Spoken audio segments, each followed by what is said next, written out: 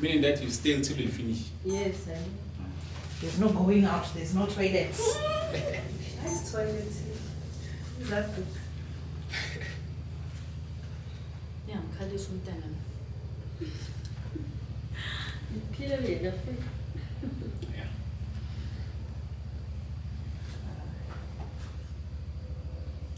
Okay. To go.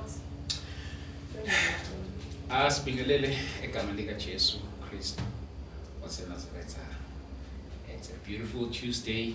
Thank you so much for tuning in, and I'm your host Thabani ST Dlamini. Make sure that you subscribe to our YouTube channel, and also you follow us on our Facebook Thabani ST Dlamini, and on TikTok Thabani_ST, and just tola lapho nje.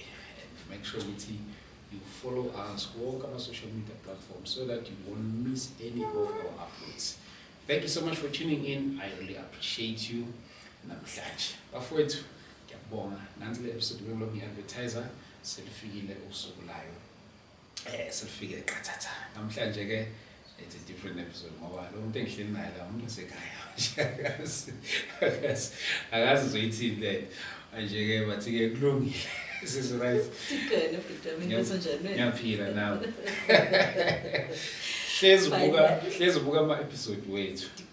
Namhlanje ke abantu bazobuka ke wena. Yabona hlezi lento hlezi ubona abantu beyifila. Izofila wena. Now it's on me. Now it's on you straight. All right. Tikana ngosiphuthuma njani wena? Thank you so much ngiyaphila nami. Thank you so much ukufika la kwishow yethu. Futhi nje egcineni. Ngaqhubeka phela lo ngizawuze phela. Namhlanje sikhona la. Nawu ujikele emva kwendlu. Akukho ujikele emva kwendlu. Ngiyabonga kakhulu sisi wami. Umuntu oqala ukubona uyabona nje usisi engihleli naye la uphiliswa. Ubani le ntombi le. All right. No, igama lami ngiphiliswa ngwakwaJani. Born and bred Eastern Cape. Ndiyathetha. Yes. Ndiyathetha ndase. Ndiyathetha ndizelwe ndakhulela eEastern Cape. Ndizelelwe eMonfrey ndayokhulela partially ePort St John's and then ndamove back ndabuyela eMonfrey. Then ke.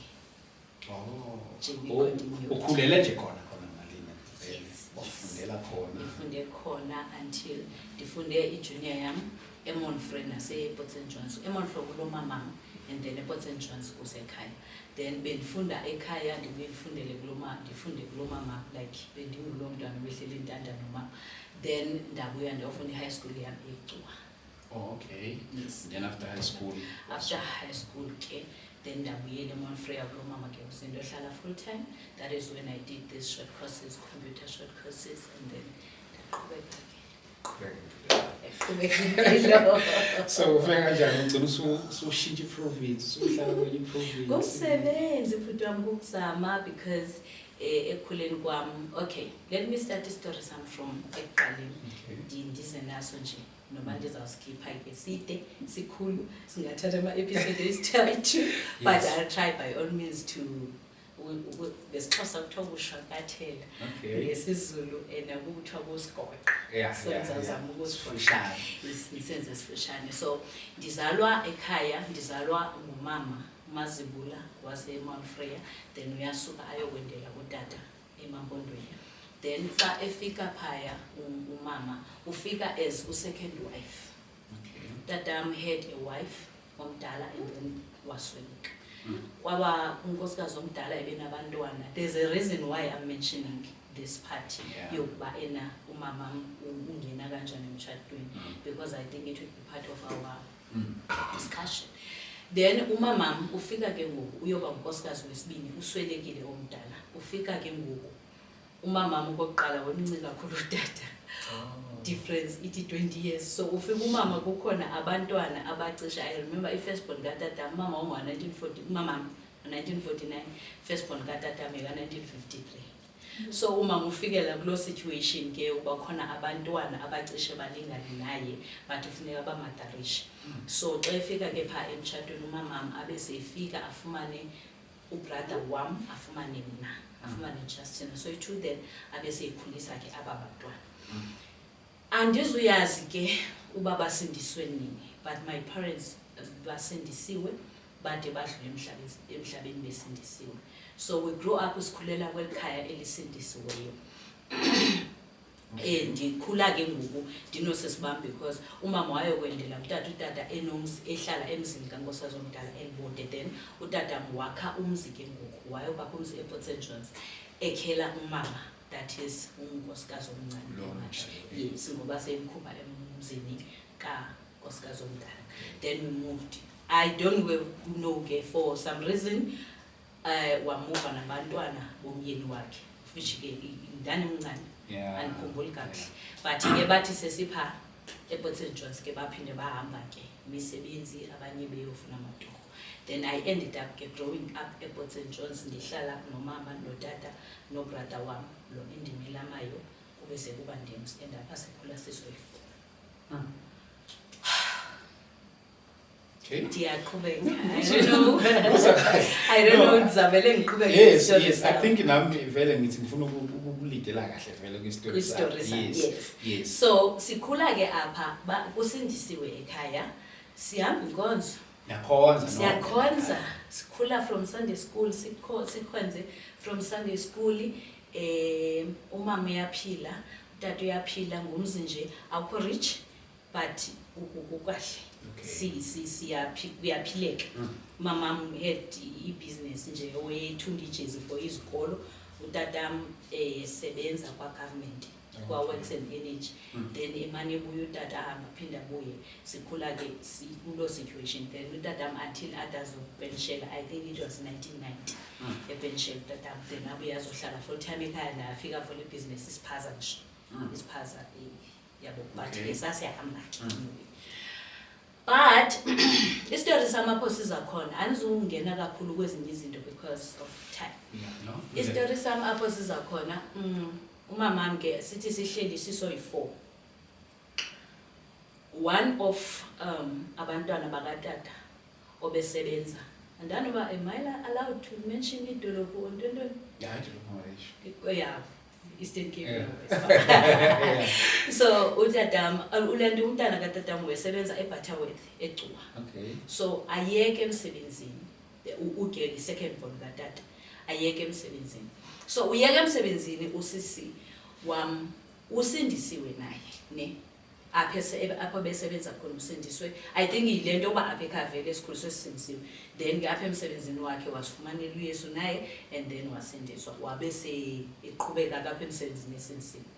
Then kuzofika elixesha utata seke eretayile utata wam, I think it was 1991 or 1992 if my memory serves me right. Abuye usisi wam athi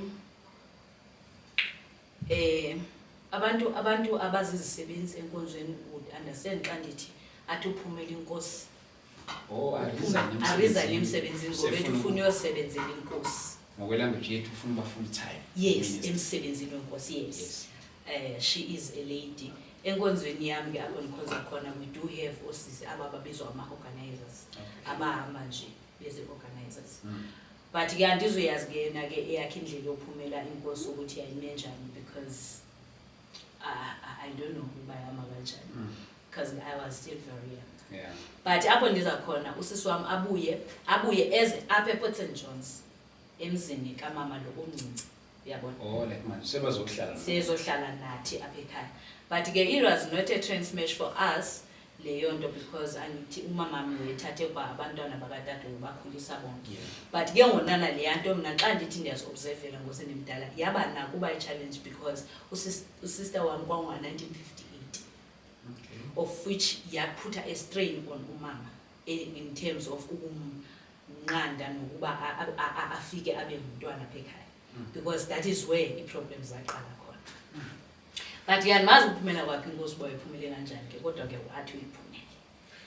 Like uyiphumela inkosi kodwa uzohlala la ekhaya. Uzohlala la ekhaya. That's where ndithi understand ukuphumela kwakhe inkosi uba kwakume kanjani kodwa wathi uphumela inkosi. Then uyabuya uhlala apha ekhaya. One thing engingayikhumbula bhuti wami kuba pha ekhaya since wafika kwaba sempini kwawuliwa day in and out nguye umama and my father wouldn't say anything awuthula. And ukufika kwakhe, I still remember, ndizoyimensiona le, umamam ukufika kwakhe I think wahlala noba ndingazukhumbula uba mhlawumbi laselide kangakanani ixesha ehleli ekhaya, but lalingabi lude kakhulu. If nje nokhumbula unyaka engeyawugqibe umamam where athi xa uyotshona ilanga nje wahamba wayongena endlini encane with the purpose of uyozikhulula. I don't know uba kwenzakani apho, but yena umama xa echa thina seva sekufanele umama ayolandwa ewile apho ngasetoilet. Xa etshoyo umama uthi wathi hleli etoilet, yabona izitoilet zasemakhaya eziphangaphandle, wathi ehleli etoilet weva khona into ehlala phezu kwetoilet. Xa ethi uyamamela sisikhova an hour. Okay. Then uthi simthuthelele ne, so uphuma etoilet xa egqiba with the purpose of ukugxosha lento ehleli phezu kwetoilet. And kwakuso it was nje kwakusandotshona ilanga, kwangade kube mnyama kakhulu. So xa iphuma apho ke uthi akazi uba kwenzekani kodwa wawa. I can't remember kuba ena ngubani wambona apho, but ndiyakhumbula ke ukubonakala uba ena mama hamba yolanda. That was the beginning of ukula kukamama wam. Mama wam waqalwa yintloko ngaloo, wakula umama, and ukula kwakhe umama, that was the beginning of a torture from this sister ophumele inkosi oza apha ekhaya othi uphumele inkosi. Wamhlukumeza umama. Sure. Hayi kancinci. Wamhlukumeza umama to a point oba I still remember the day sisenkonzweni ngenye imini lo sisi abe ngumuntu ovukwa umoya ngathi uyaprofeta, athi suka ahamba yobetha umama sisenkonzweni, ambethe umama adamthule ngeqhiya. Like physically, like literally ngezandla ambethe adamthule iqhiya. Then kanti ke ekhaya wengakulibali ukuthi njalo xa kukhona ezingxabano engakumele ukuthi athi anizanga kuwe mina ndize kutatama, ndize kutata anizanga kuwe. But xa ndiyi-observa le yanto noba ndingayazi uba yenzekani because I was still young, akekho futhi umuntu owazi wade wandihlalisa phansi wandichazisela uba kanye kwenzekani phakathi kokufika kukamama apha ekhaya nokuzalwa kwethu nokusweleka kukamama omdala, because ngendlela ekwawuliwa ngayo uthswe ukuthi usisi wayezolwela kahle kahle umamakhe, because into ezenza shem hayi.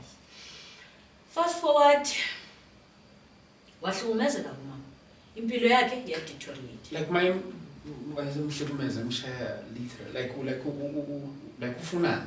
Umshaya phaya enkonzweni ngoba uthi umama unamadimoni. Wow. So ambethe bambambe ngenkonzweni, uyabona? Abe seyenza into ongathi uvuke umoya yakhe emke ayohlala emotweni angaphinda buye lapha enkonzweni. Umama ke ucabanga bamnxibise ke abanye umama, uyabo, iphume inkonzo abuyele sibuyele ekhaya siphudukise ekhaya. Like my sesekhaya uthini?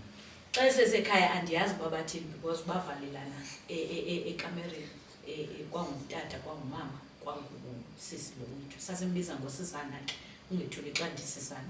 Usisana ngulo sisi wethu owaphumela inkosi, sasithi ngusisana. Okay. But it was our eldest sister, but we were always ngomsisana. So badlala ekamereni. I don't know explanation yathini, but explanation I mean ingxoxo or discussion yabo yathini around this, but whatever it was, ndinayo into etshoyo ubana enazange bavana because uphuma kwakusisi wethu waphuma waziyela ekamereni ozilalela ekamereni lakhe apho elala khona, engamfuni umama with inhliziyo yakhe, like engamfuni like andiyazi everything phaya yayivele ivusa ingxabano, and ingxabano ibe sebuthaneni yena bayagqibela imimoya ikhuphuka bengxolisana beshawutana, yabona. Kude kufuneka umama makehleli ngezantsi asalethukela ke lo atsho ubana yena akazunahlali apha uze kutatakhe ntontontonton weyimele ke le uze kutatakhe. That's why ndiyikhumbula because yeyona nto wayengalibali uyimention uze kutatakhe yena akazanga komnye umntu and apha akazuyanda umuntu ongamtata. Utata wayingatshoneli mdaka, not even ikweti wezithule utata uyethi xa bexabana aphume nje ame phambi komhlu ababuke athi suka phinda buyele erumini yakhe angatsho nto.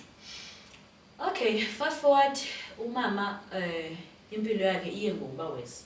Xa impilo yakhe iya ngokuba wesi, umama ke seyemane visitwana ngabantu bakokwabo ngoba omakhulu babe ne-complaint yokuthi yena umama uluze i-weight like usegula amanyana. And ngoku nje uba kukhona lo sisi lo apha ekhaya, utata njengoba ndithi uyaphumla ndithe wenza ibhizinisi, utata unokuthengisa inkukhu ahambe nepension. Usisi lo unento yovela suka ahambe notata athi yena uhamba notata wakhe. Umama elo xesha akaphilanga like flat ulele. Ashiyo apho umama. Udinga umuntu azomnakekela. Udinga umuntu azomnakekela, akekho umuntu azomnakekela. And impilo kamama iya phansi, inhloko yona nto imphetheyo. Uphethwe inhloko. So abantu basekhaya kubo mama mamane bezombona umama bafike ekule situation. Bathi xa becomplaina kutata, utata avela abhonge ngolaka uba makuthiweni ke ngosuke behamba beyosebenza bona abazohlala apha. I still remember one of the days kwagqitha utishala wami isikolo i-junior yami yayisenhlawa sekhaya. Kwagqitha utishala wami ngasekhaya eya esikolweni wadlula umama ewile phambi kwendlu. Wafika wangikhupha eklasini wathi mandibuyele ekhaya ndiyonaka umama.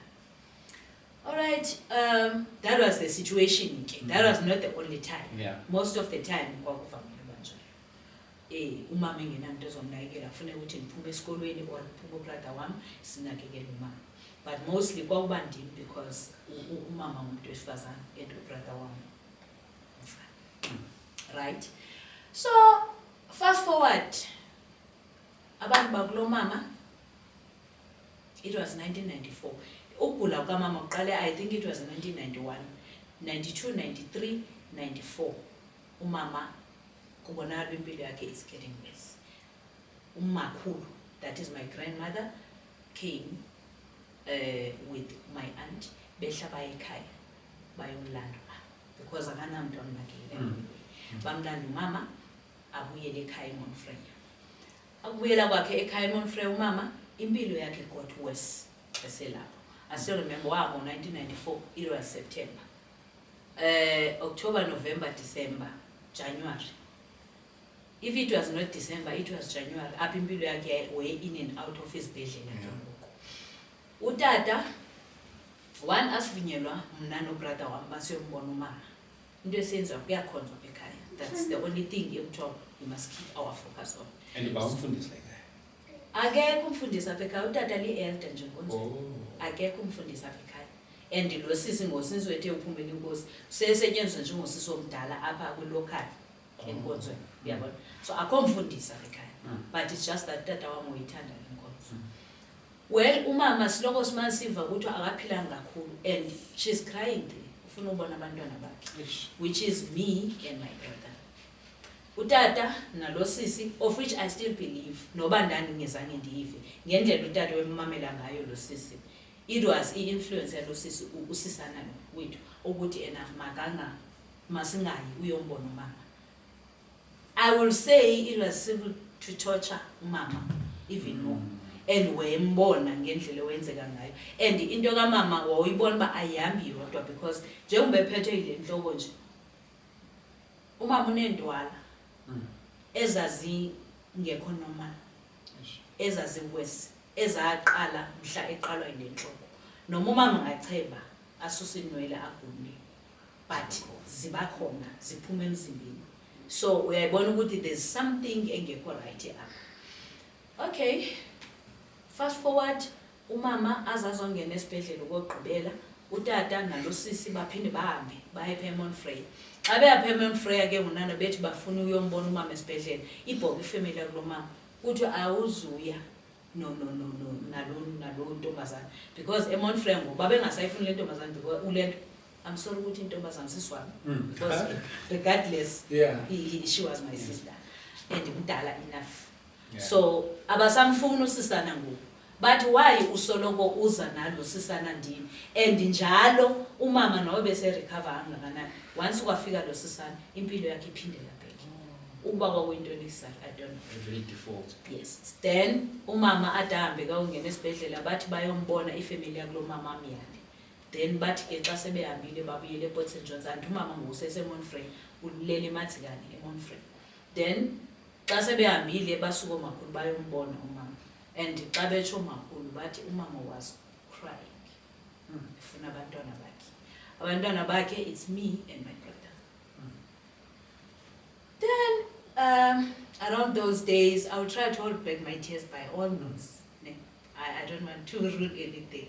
So at the end of the day, umama masweleka in that situation.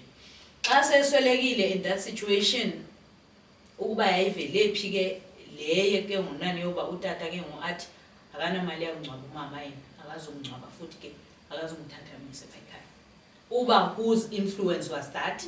Thina ngowe belief yethu nendlela okwenzeka ngayo saya sazixaba hayi inoba kusengusisana, because I don't understand uba utata, I'll say I don't understand utata sihlalile naye ukhona umama kuphela. He was a different person until kufika lo sisi, and then wathatha a full swing change nje wangomnye umuntu wangabi sabi ngulo ebenguye kuqala. Then ndizosenza very short story sam because khona pho ndifuna siyofika khona. Umama wami wasweleka, tatam xa kuthiwa okay uswelekile unkosikazi wakho wathi tata akanamali yakungcwaba lo umama yena and akazomthatha, akanamali yakuthatha umama amyise e-Port St. John's. And then the family yakulo mama, then what exactly are you saying? What do we do? Athi siboneleni banithini. Iveleke ifamily yakulo mama ithi alright, if you say so, vele umhlukumezile umntwana wethu, babe vele umoya wabo ungekho right because they felt like umama and wayehlukumezekile umama.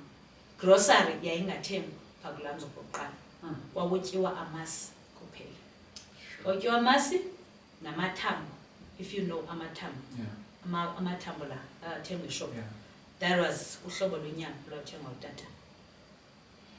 So wena okuthenga leyo nto or else athi ke ena makuthathwe inkukhu, of which neenkukhu ezo engafuni ngazo ngoba ethi zeze business yabona. So it was even difficult most of the time sasidlela amasi ekhaya kuba khona into ephekayo, if ukuthiwa enamhlanje sotya inyama imbi change kube lolo phuthu naleyo nyama nalo gravy. That was the only thing yayihlele ekhaya. Then ke bear in mind ukhona umuntu ogulayo baba odinga at least ukudla okuzomsupport. Kwakungenzeki kanjalo. So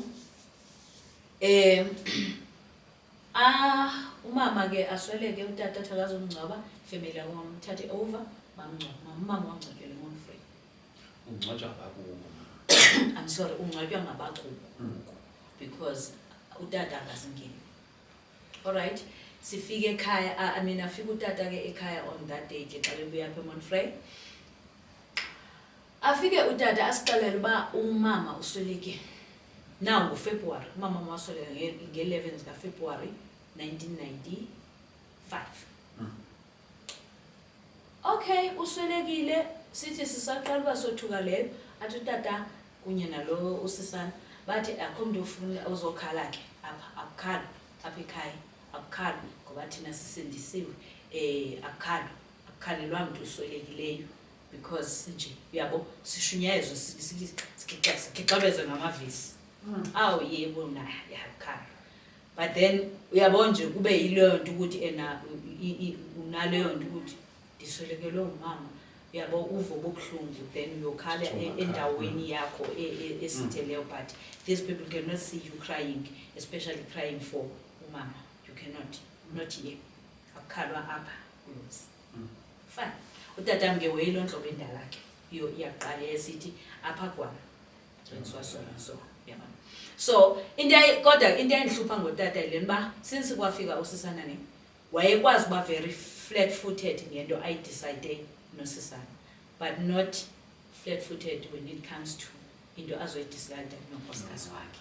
Hayi umama wengamva shem, but lo usisana wemva like nobody's business. Alright, umama ke sihambe ke sithi sifuna ukuya ke eMontfrey, kwaliwe kuthiwe sizoya ngemini yomngcwabo. Siye eMontfrey ngoMgqibelo uba uzongcwatywa ngecawa. I mean siye ngoLwesihlanu uba uzongcwatywa ngoMgqibelo. After umngcwabo, my dad nosisana bathi ena masikhawulezise sitye siyahamba siye enkonzweni. And kulapho ifamily yalo mama wathi akwazi abantwana kungcwatywa umzali wabo apha.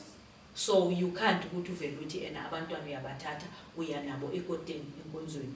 Kanjani kungcwatywa umama wabo namhlanje and then uyabathatha uhamba nabo as if it's just a stranger obengcwatywa apha. Xatyanwe ke but end up esisala.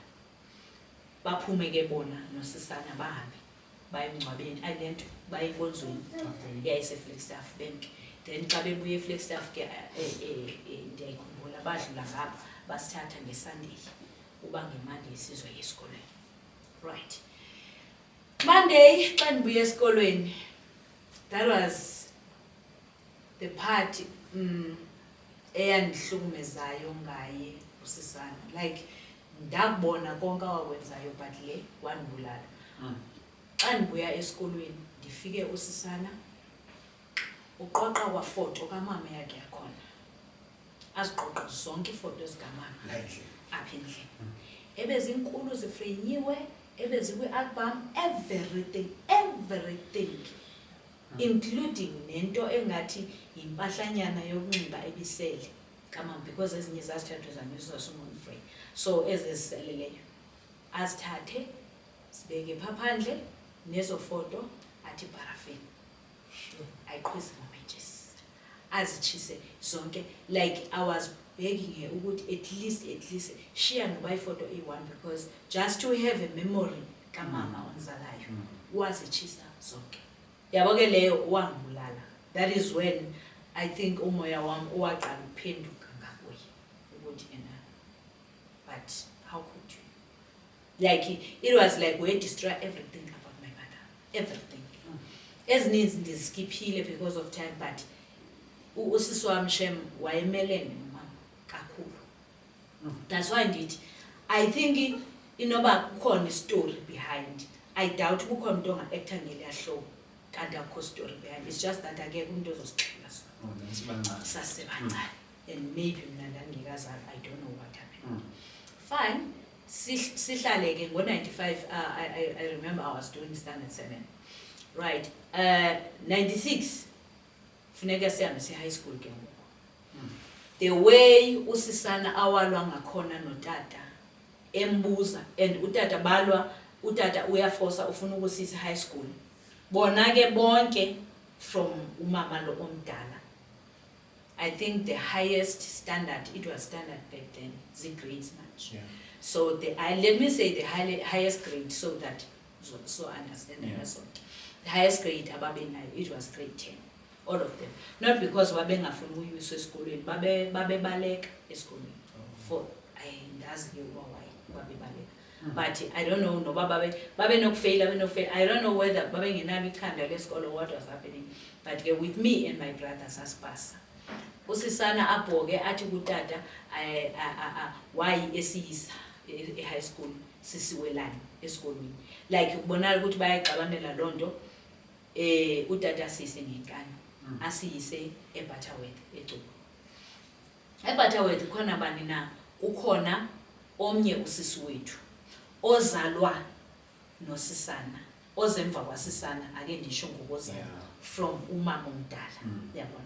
So utata asithatha usibeka kusisi lo eCuba lo osebenza eCuba ongusister oyi-half sister yethu ongusister usisana lo ohleli ekhaya.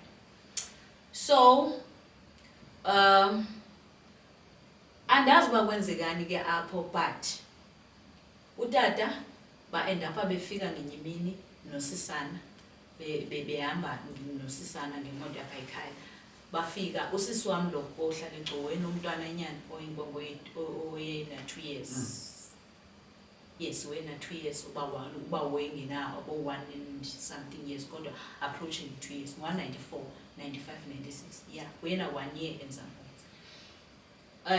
Uba wengeveze ihlanga 2 years bafike bathi I think it was mid 1996. Okay.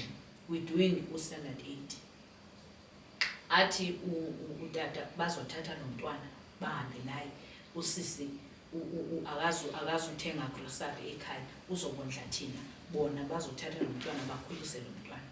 So kusho ukuthi usisi lo esihleni naye iyamcomplainisa lento because she feels like unikwa umthwalo omkhulu yena bona bathatha ishare encane, like bathatha umntwana omncane bamshiya nabantwana ababini abadala abadlayo, like imindi ibeke lo hlobo. Because honestly sibadala mos asizi ukutya kwethu ngeke kufane nokumntwana omncinci. Ayike, that's when istory zaqala khona. Usisi refuse ukuthenga igrocery, utata refuse ukuthenga igrocery. Yabona nje esithila baya, it was difficult. It was difficult. Sivinje ukudla. Usisi igrocery ayenza uyenzela kwachomi yakhe. Because akafuni yenzela ngoba khona kuzadla thina. Sincishe ukudla. Mayihambe emsebenzini. Apho wasebenza khona wasebenza efemini. Mind you ke andizuyilibala le ndawo ukuthi enandithe efemini. But ngifuna uhighlight le ndawo ukuthi kuyo yonke lento sikhulele eSunday school sazongena ezintombini and then sazamkelela uYesu sisindisiwe. It's me and my brother, we are saved. Sisekhwayeni, we are very active enkonzweni. But sesiya ngokuya sihlehla manje like asisekho sesiya ngokuye kuba active because of izinto ezenzeka apha ekhaya. Because we kind of like if usindiso lukhona lunjani kanti olusindiso uba lunjengulu esilibona ekhaya.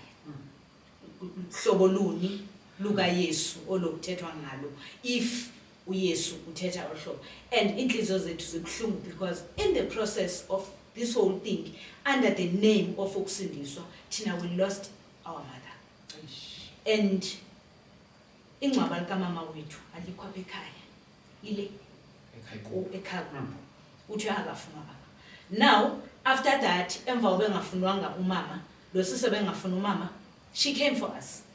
As I'm saying ba into ezininzi ndiyaskipha kwapha ekhaya kwakungebuhlanga. Kwakuke ukuthi xa uzawuthandazwa athi lo sisi ngeke athandaze nathi because thina singoSathane. So angasifuni sikhutshelwe phandle. Athi okanye mhlamba angathandazi abendlini athi yena uyothandaza phandle or uyothandaza kwenye indlu because she cannot pray apho sikhona thina because uthi singoSathane.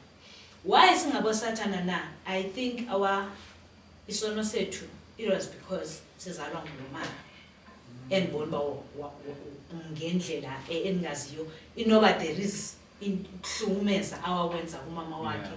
I still believe ukuthi there's a story that was never shared. Behavior yakhe was not normal.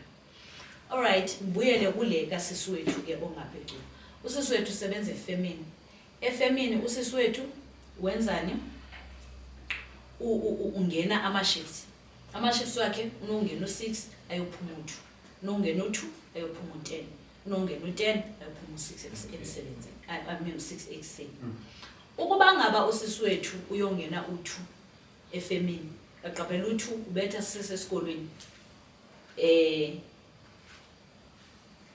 Uyena apha endlini uzosuka pha ku1 sothi sibuya thina vele akasekho siyohlala phandle. Usilokhele uhamba ngesidilo. Uzobuya nini? Ngo10. Siyalamba. Siyavinja ukudla. Well, safunda phansi kwezo situations. Sampass u8 with flying colors. Andazi leyana it was i-attack ngalendlela ukuthi wawuzibona ukuthi engathi kuyiwa ngokufaswa uba ena bapasile apha then we are coming for them kwa grade 11. Come grade 11 zawesa izinto. Ayike apho like zaziwesa izinto like serious. And then in the process ke ngoba sesiyalamba ubrother wami waqala ukusela utywala. Utywala obubezandla. Yes. Why? Uyalamba. Uphiliswa, which is me, ndaqala ukujola. Why? Because siyalamba siyasokola. You want anything ezokunceda ubana you must ufumana have something to eat. Ndajola, I met this guy. Ndajola naye, brother wami yasela ngapha but we still continuing with this guy. Standard 9, Standard 10. Unfortunately, sithe maskwa Standard 10 ekuqaleni nje I fell pregnant. My first born. Ubrother wami wayengenzanga nto yena. Wafela pregnant. I think maybe ke isono sika brother wami sona kwakusesoba esela utshwala. Now ukufola pregnant kwami ndaniyazibona noba ndi pregnant kanti usisi lo sihlala naye abekhaya sengibonile uba ndi pregnant. I still remember I was doing grade 12, so it's around May, June, around there. Yeah. I think go June, yes, go June, sagoduka as usual, because kwakufanele ukuthi ena ngama holidays sasiye esigoduka esekhaya siyosebenzela imali yokuba ena sikwazi ubana imali yokuyilemvu. Utata uyengumuntu othanda ukusebenza umhlaba kakhulu, so senze njalo as usual. Andiqondi bekhaya babona uba ndi-pregnant, andazi akho nto eyathethisa ngoba pregnant kwam. But after sibuyile eholideyini, usister lo wam losihlala naye eCuwa wayekhaya ePort St Johns for a weekend.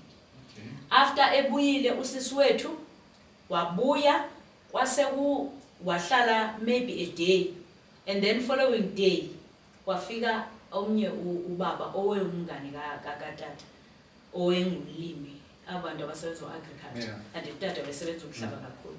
So afike lo baba lo wena ukuhamba nje amazo yonke iprovince yaseSenkile, afike lo baba lo ephethe ileta ezi2. Sinikwe ileta e1 mina nobrother wami. Xa siyivula le leta ibhalwe ngutata osalayo. Okay. Athi akafuni nosibona le yandla, akafuni oqala ekhaya. Athi mina because I'm pregnant, ndimhlasile, I'm an embarrassment to him. Nekhaya lakhe is a respected somebody nasecaweni mhlazile akafuna unibona ekhaya ningazini besabuyela khona again. Andiphume ndiphele emzini wakhe nontandazo makaphuma aphele emzini wakhe. Ake umuntandazo wayenzeni ke my brother igama lakhe nontandazo. Umuntandazo wayenzeni ke angayazi namhlanje, but naye waxoshwa. All right. Uyabona lento le it's coming as a shock now. Sithi sisabheke leyo sinontandazo sivuke sesikolweni. Xa sifika esikolweni apho ndandifunda khona ugrade 12. Ubrother wami wemfailile ugrade 11, uphinde ugrade 11. Mna I'm doing grade 12. Xa sifika phaya esikolweni uprincipal andibizi. Athi uprincipal mntanami nakudala ndibona ukuthi upregnant. But ngoba ndibona ukuthi umntwana zamayo, I was just turning a blind eye. But unfortunately there's a letter that is coming from your father. I can't ignore. Kuyanyanzeleka ukuba mandikhuphe esikolweni. How? Bese kukhutshwa nabanye ngenxa yalento. Bonke yabo ukwenza ba ungabi ngathi ngokukhushwa mina lento, because principal wethu umuntu wesifazana. So bese kukhishwa ke nabanye kwakuxoshwa ke kudala esikoleni no pregnant. Bakhishwe bonke. Uma bekhishwa bonke ubrother wami athi uyabona ke ngo this one is too much, I'm dropping out esikoleni, because mawuxoshwa esikolweni sixoshiwe ekhaya. Ubhuti wami uzodecide ngoba ndithe mandibuye esikolweni ngabuya sidamxoxela lento ubhuti wami basekwenzeke kanje nekanje. Kanti sizothi namasifika endlini lekasisi wami athi usisi wami utata uthe akanifuna ekhaya, njengoba enganifuni ekhaya nalapha kuyafana noba kwakhe, hambani phumana apha endlini andinifuna.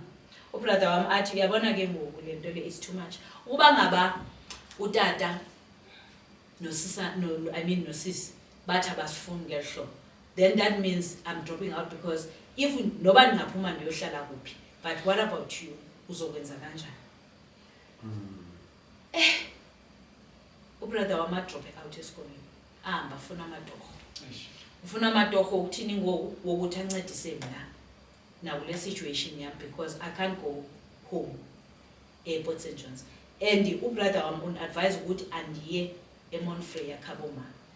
Ingqondo yami is so stubborn because I was 19. is so stubborn ingqondo yami ndithi andiyi eMonfrey ngiyafunda apha. Then ubrother wami uthi uxoshiwe esikolweni ndithi awufane uba mandifunde kanje. Usase-pregnant la? Ndi-pregnant but lo grade 12 andizumyela. I do not know ukuthi that stubborn mind or ntoni Thatha. ndandiyithatha phi but ndathi andihambi. Then ndahamba ndohlala netshomi yami endandifunda nayo. Andenza njalo ndithethe nabantwana endandifunda nabo eklasini. Fast forward story sam, ugrade 12 wam, I started ugrade 12 wam ngokuthi abantwana endifunda nabo esikolweni bahambe baye esikolweni xa bebuya bezokwenza ama-homeworks ndihlale nabo babuye banisherele besikolweni bekwenziwa ntoni from June up to October. Ndifunda ngolo hlobo. I don't even have ingqondo yokuthi I think it was God. Let me just say so because I don't know ukuthi le ngqondo yokuforsa nandiyithatha. I just don't know. Then fast forward uthi makuzobhalwa angazi uprincipal ukuthi yena wayeyazi lephi ukuthi ngifunda ngehlobo. I think uprincipal wayeyilandela istory sami because nokundana umntwana ophusha esikoleni. Then uprincipal athumela aba bantwana uba uma kuzobhalwa because uPhiliswe bese ebhalisile ukuthi ukhona ebantwaneni abazobhala ugrade 12 apha kwesikolo bese submitiwe igama lakhe mababuye bonke aba pregnant mababuye athumele nakubo ukuthi masibuyise imali. Luckily bendiphusha ngalendlela bendiphusha ngayo ndihambe ndombhala ugrade 12 umbhala ugrade 12 kuthi nge-11 zikaNovember ndivele ndilunge. Xa ndilunywayo ndihambe ndiye kwenye indlu yomsisi owayeyi-colleague kasista wami. Okay. UNgolwesithathu lo sisi andithatha ndiphithumisa esibhedlela ndifike esibhedlela I think ndanyuka ngabo-5 then ndibeleke ngabo-10 ndilala esibhedlela. NgoLwesine lo sisi la azondicela uba mandikhutshwe esibhedlela bebengiyandikhuphi athi mandikhutshwe esibhedlela because following day Friday ndiyobhala i-economics which is my last subject for my grade 12. Hayi ke ndiphuma mandiphuma athatha umntwana ndihambe ndiyohlala ndifundela uba following day ndiyobhala inezitation enjalo ndiqhubeke. Following day ndihambe esikolweni ndiyobhala grade 12. After that ndigqibela ukubhala ndihlale for about 2 weeks nomntwana kube lapho ke ngondivuma khona ukuthi ayike sendingaya ke ekhabo ma because grade 12 lo nemzila sendiqhubeka ukubhala. Okay, one will ask ukuthi ubaba wengane ukuphi. Ubaba wengane ukhona usupportive ngendlela supportive ngayo but remember back then amafoni ayengekabikho.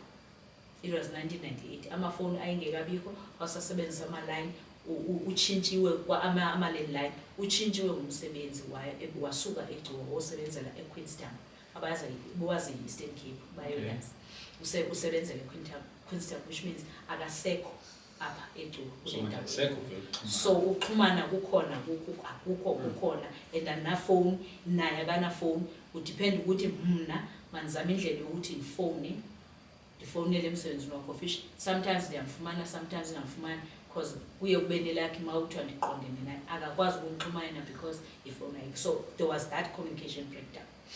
But xa ngaba sekuvela umntwana ubrother wami wazama ukufonela emsebenzini wakhe then wathumela ke imali ukuthi uthenge into zokuqala. Right, xa sendimgqibileke ukubhala ndithatha umntwana ndibuyele ekhabo mama naleleka ibhala utata beyikhani ndiyotshela umakhulu my grandma Madlamini ukuthi Madlamini konake nayi incwadi my father akasangifuni ngoba ngingane nangumntwana and here I am. Yeah, kuthi nisabheke leyo umakhulu wathi hayi ukwabe ngizokusakhona buya la uhlala ekhaya ngihlala. That was I think it was November. Yeah, it was November. Kuphela November, kuphela December. Simanzi connecta nobaba wengane. Ubaba wengane uneplan yokuthi uyaqokelela uzohamba ayohlala ekhaya ukuvala yonke lento. Ahlawule ekhaya alobole uyalobola kodwa because utata akasandifuni so I'm more like umthwalo wakhe. Fine. November, December sinandise kuleyo agreement. January uthi January ndihambe ngenye imini ndiyomfonela edolophini eMount. Xa ndinomfonela ndingamfumani Kungabikho umuntu ondiphendulayo straight uba ena uphi kahle hle. How? And then okay ndibuyele the other day ndibuye ndiyocheck uba kanti uphi wonke umuntu like uba bayibamba ifowuni ndibuze uba uphi ulo uvela ayithatha ayidlulisa enike omnye nomnye enike omnye okugcina bese bekhathele ayibeke phansi itrotsho kanjani. Hayi yabo ndivele ndizixelwa yo usho ukuthi nayo balekile because ndandinaleyo nto yokwazi ukuthi hayi obaba bengani bayabaleka vele ndihambe ndiyohlala ekhaya yabo ke ndinalokhu endibayebo so ndijikelwa nanguloku. And bear in mind ke ST uba konke okwenzeka yonke lento le inhliziyo yami ibhlungu yabo. This is where I am crying. Kubuya konke kwakukhala engingazange ukukhale kuswele kumama Because ngizange ufuna umama ke xa kwenzeka yonke lento I need my mother. My mother is not there. I am crying. Kubuya yonke le yanto ngoba I need my mother. Fine. Disekuleyo nto ke ubana ena I need my mother. Like I'm crying for my mom. Kakhulu. Ebusuku nje akulaleki kahle. I need umama. And ndinento ethi uba bekuthi khona probably kuwe lo mthwalo siyashare. But akekho ke. And sekubuya nale pain uba usweleke ndingakhange ngikwazi uba nayo nezwi lokugqibela naye. She died alone, especially crying for her kids. All those things zibeyabuya okutsha. Fine. Ngithi ke ndisekuleyo nto naku kutrotshwana nefowuni. To be honest le nto yokuba ndingamfumani utata womntwana ezifowunini azange ndihluphe kakhulu mna more than uba ndandihlutshelwe uba engqondweni yam ndandifuna umama more than uba ndifuna lo mfana. Lo mfana andinanto ibiphaa. Lo mfana nje like engqondweni yam I need my mom. Like I need my mother. Kuvele uthi kunjalo nje ubhuti wami ndithe waphuma wafuna amatorho. So ufumene itorho loba bahambe bepromoter ishops yabo kuyo wonke izidolophu zase-Eastern Cape. Brother wami shothi bathe emsebenzini kababa wengane bathumela umyalezo kubrother wami uba makaze because bona bayahluleka kundixelela uba utata womntwana has been shot, he passed away. So ubrother wami ndisahleli kuleyo nto ke ubana yena I wonder what is happening ngalo mfana. Afike ngale mini bayahlula baye-Kokstad afike azondixelela uba ugqibele umthetho noSiyabonga. Hayi ndivele ndithi hayi ndigqibele kudala andimazi uba andimfumani. Athi ke hayi zibani ababize ngegama bathe ndikuxelela uba ena uSiyabonga got shot and he passed on. Akekho swelekile. Yo ST, that was when everything just went down. Sure. Like I felt like umhlaba is coming to a standstill. Andizongena konke ama-details. Lo wami le minyaka it was I don't know what kind of impilo endandiyiphila. Like I was empty. I was dead. I was empty. Like I was empty. And that is when ndafika ndamfuna nakakhulu umama. After this incident. After this incident. Seku-99 ke manje. And njoba ngu-99 nje ndihleli apha ekhaya ndifuna umama ndilahlekelwe ekhaya. I miss my home. Utata makandifuna ekhaya. I remember ndake ndazama ngo-99 ukuya ekhaya. Utata wouldn't allow me noba ndingene ezindlini ndaphela ngasegeyithini. La sisi usisana lo ahlala naye wandiphathela into yokutya ndilapha ngasegeyithini emva kokwathiwa mandiphinde mva. Ndaphuma ke ekhaya. That was the last time ke ngoku endaqhubela ngakuye ekhaya and ndazazi ubana you know what, let me vele ndiyiyeke le nto yasekhaya because kuyacaca uba utata akamfuni. And at the time ndiyalaphayana ndandinentlungu yoba at least I wanted to share with him ukuthi this is where I am now. Even nalo muntu ondixothayo apha ekhaya othi mandiye kuye ngokundimithise akasekho, but I couldn't do that because Sure. fine ndimhlanu 99 ST I cried wonke lo nyaka. I cried to a point yoba umakhulu wamthatha umntwana kum.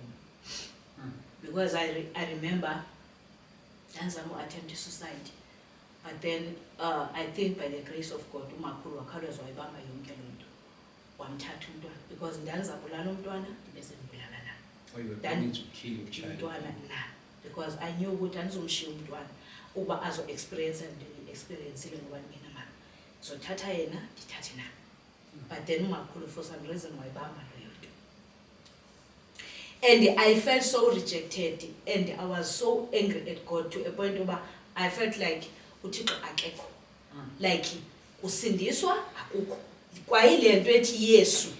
Wa umuntu owafika kum athethe ngoYesu. I was like, hey bra, awungikahleli because usindiso lwenu mna the version of usindiso endiyibonile undihlukumezile, undihlukumeze endihlukunyezwe ngabantu and feel like nangaphandle kokusindiswa they were supposed to protect me. And ngenxa yolusindiso lunye I lost my mother.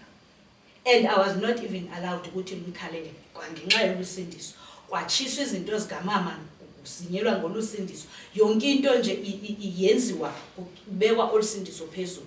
But then for me I was like, if God, this is how you work, like I have nothing to do with you.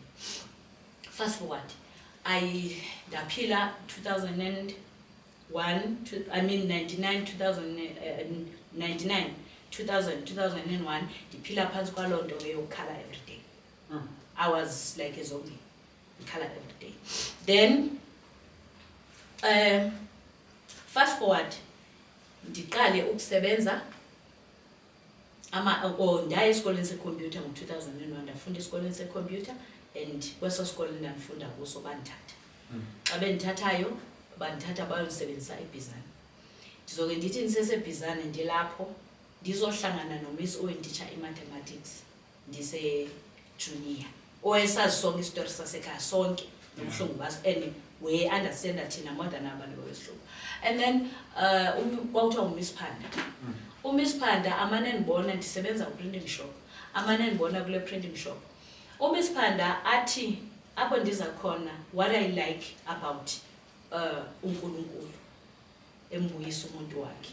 uMiss Phanda ahlangane nami athi Philiswa, what happened to you nokuya enkonzweni? Ukhonza same church esikhonza kuyo. Ndimxeba uyabona ke mawuzongixela ngokusindiswa nokuya enkonzweni nayo yonke ndizongixela ngicela umi. Athi uMiss Phanda isitori sakho Philiswa sazi sonke, but it doesn't mean that was God who was doing that. I still remember her words. uMiss Phanda wanimamela like ndabhodla kuye ndathetha uba andifuni kwanto idibanisa nokusindiswa nayo yonke leyo nto. But uMiss Phanda wanimamela wathi ekugqibeleni wathi Philiswa you must know uba yonke le nto ethetha ngayo still it's not an excuse to God. God had a deal with you, not with your parents, not with anyone, but with you. Esithi ndaqala phansi ndakhala ngibuza uNkulunkulu ke ngoba kanti uNkulunkulu unifunani, because you literally rip me apart. Ngaba bantu bakho abathi basindisiwe andifuni kwanto ndihluphekile ndivile ubuhlungu andifuni into endihlanganisa nawe. And then uzondithumelela abantu futhi abantu zonixela into bana wena you had it. What kind of deal waba nayo nam nokusindiswa? Because okusindiswa mina ekuthethwa ngawo I have a very different version from le abantu abayitshoyo. But from there that is when endaqala khona ndabreaka down again. Ngoba ngokusendiyazama ndiyasebenzela ndizama ukukhulisa umntwana and all those things and uqhamuka nosisi. I cried esithi ke ngoku ndikhala uNkulunkulu uba kahle kahle unifunani? Kwenzeka ntoni? Why are you following me? Because andikubonanga kulunga kwakho okuthethwa ngakho. Andikubonanga, angikwazi. The only thing I know about you, God and your Jesus, is pain. And I lost a dear soul ekuthiwa ngumama wami and ndisokolile hayi kancinci ndihlukumezekile andivile ubuhlungu. But then I went back to church one of the days. I just decided, let me go back to church. Uma ndibuyela enkonzweni, I still remember for a few seconds, ngafika ngema emnyango. Remember ndithe ndandisindisiwe and I was very active enkonzweni, ndandi-EMSA, ndicule ekhwayeni, ndiyi-secretary kosisi. I was a very active somebody.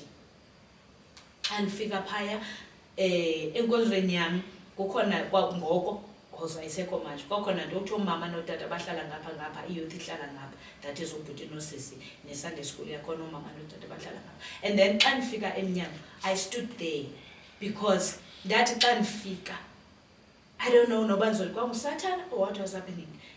Xa ndifika kufanele ndiyohlala phansi, kwaraise le question ukuthi where do you belong? Uzele. Do you belong komama? No, you are not married. Do you belong kosisi? No, nomntwana wena, you are no longer ntombi. So where do you belong here? I almost turned back, but I remember Papa makekhona oyinthathe yonhlasa phansi. Ndayohlala, and even a chair. Enkonzweni yami kukho izitulo zakhona zinokubhalwa back to God.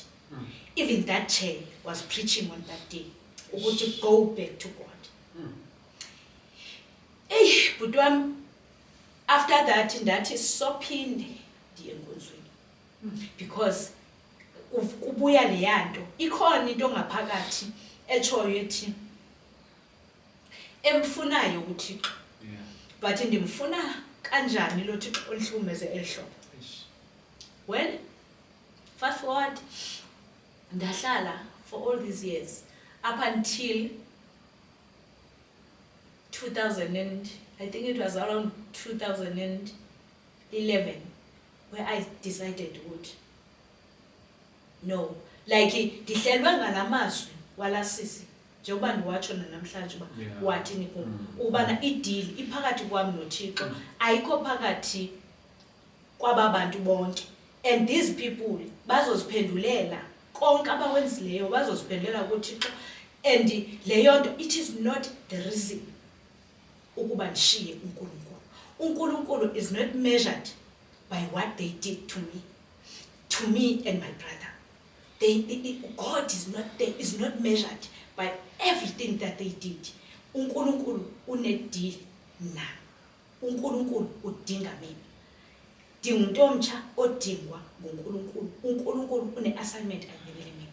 So kuringa leyo nto, but ndilwa noNkulunkulu ke uba what kind of assignment oyindibekele yona ndiye komphuthiqo ngomphilo Thixo onje. And mina ndiluze umamam under your watch, God. You were there. I lost my mother and mama, and after that ndahlukunyezwa to the core, ngahlushwa, and we even lost ikhaya. Eli umama babesithi noba sebethi kokwabo makahambe, athi umama anawuhamba ndishiye umzi wabantwana bam, abantwana bam bazosala besokola, of which same mzi umama endapha eswelekile wawushiya. Aba bantwana bakhe ebethu bahlalele bagqithiwe abasenakhaya, bayantanda esithubeni abanakhaya. So kuyileyo nto ke ngonana yobana ena xa ndigoduka ndithi ndihamba ndiyakulomama, and kulomama akukho khaya, kukwaMadlamini oyena muntu ondithandayo, but ikhona le ndawo yami uzifile ukuthi ena khaboma apha abantu bonke bangomazibula, and wena we are this, I don't know whether it's a black sheep in the family or what. Siyileyo nto. Untandazo yena kabuyanga, untandazo akanakhaya akayindawo akezanga ngapha kulomama, uhlelile egcuwa apho besifunda khona uyasebenzela uqala uzama uzakhela impilo. Well, to cut the long story short, Dlamini, uNkulunkulu wanibamba ngesandla, wanilanda. To up to this day, I still say, analo mnilanga enzothi ndiyakhumbula ndazibuyisela ngalo uNkulunkulu, because uNkulunkulu uyakhile impilo yami, like waqala from scratch, wayibuilda impilo yami kancane kancane up until uba kuzoba namhlanje usahamba nami usandakha. But by the grace of God I ended up ndibuyela kuye, they understand ukuthi being rejected at home, it doesn't mean I'm rejected by the heavens. And one khulisa, one tata, one bega, one disconnector kubantu basemhlabeni. Does understand that to a point over uNkulunkulu, I remember the Holy Spirit telling me that I'm disconnecting you from umuntu wasemhlabeni, because even these parents that okhala ngazo, they were just transport yokukuletha emhlabeni. They eyona mzali wakho uNkulunkulu. If ube rejecte bonke, come to me. And nami ndabe nomthandazo oyi-1 ukuthi uNkulunkulu noba sebedecide ngihambe besho bonke kampathi awunawo wena umqondo womuntu. And indeed uNkulunkulu never had it has been ukulahla mina. After that rejection, God found me. Today I'm out of weight. Nanembonele, I was watching I was just listening. I think every one of you can see the need of part 2 of this episode. So, today, I see Babela and see Sizobuya parts of this episode. Sisiphilile umuntu ongathi nje ufuna ukuxhumana nawe, mhlawumbe ungashare noma socials wakho. Ngiyazi wena mhlawumbe ngangaba available aleyo ndlela. Kodwa ke ongathi cha ngiyathanda ukuxhumana nawe, uthola kanjani? Ngicela ukushare inamba yami ka-WhatsApp. Okay. The reason why ndishare kakhulu le number yami ka-WhatsApp ukuthi ena indaba yami isemntwini omutsha who has been rejected. Yeah. Ukuthi akayazi ukuthi whoever rejected you, even I was rejected by my parent and phume kuye omzalayo. And God found me. Still you can be found. My number of WhatsApp andikho kakhulu kuma social media ngcwele and at the moment, but I do have ku Facebook ngikhona noPhiliswa Jani. Philiswa and is name DYAN. That's Facebook. And then beno WhatsApp. Yeah. I'm not a social media person kakhulu. Anti-social. And then my WhatsApp number, it's 065 Yes. 912 Yes. 5644. 065 912 5644. First, thank you so much. Asibonane next week. Yeah, rough, tough. Asibonane next week. I'm out of weight. See you on the next episode. Bye-bye. Thank you.